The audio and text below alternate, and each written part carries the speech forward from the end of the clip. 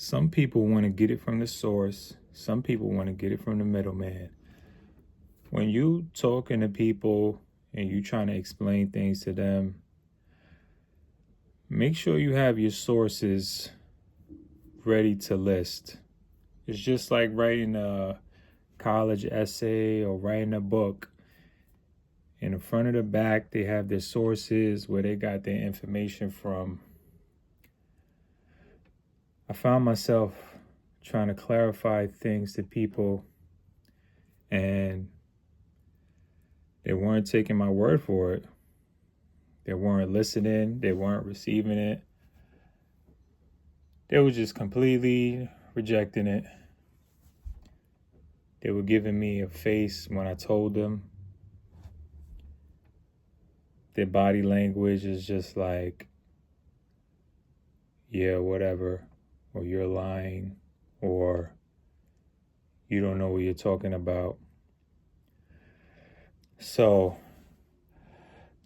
whenever you're trying to explain something, it could be anything from the simplest thing to the most complicated thing. Try to have some sources of where you getting your information from, because that's going to really calm people down and make them adjust their receptors, their neurotransmitters, so that they can really digest what you're trying to tell them and absorb the information and believe you. If you don't have your sources and your references, you're just wasting your breath. How do you get your sources and your references memorized? You got to practice. You gotta write it. You gotta write your information down. Write your sources down. Talk to yourself about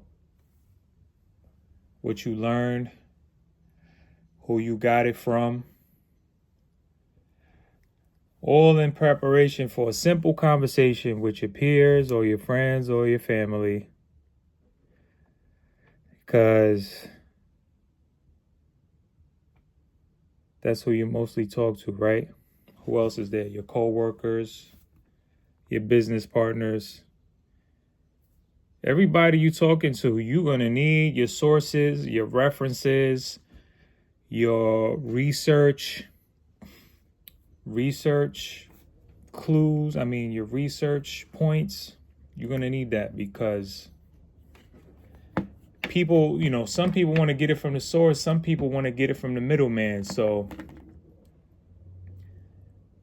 if they know you the middleman to somebody that's more intelligent than you or has done more research, somebody who has went into isolation for many, many years. I've been researching the great philosophers from the past, from BC to 1400s, 1800s. And it always talks about them going into isolation for a few years to begin their research. Whether they being exiled or it was their choice, they had to get away from everybody to develop their theories and their way of thinking. And it took a lot of time. They put a lot of time and went through a lot of pain and agony to even want to get away from people or to be banished. They went through a lot to even get there. So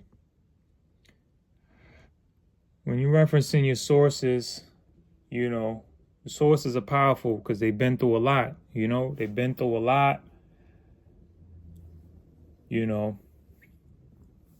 50 to 100, 50 to 70, 80 years of life and experience that they're trying to give you in their books or their essays.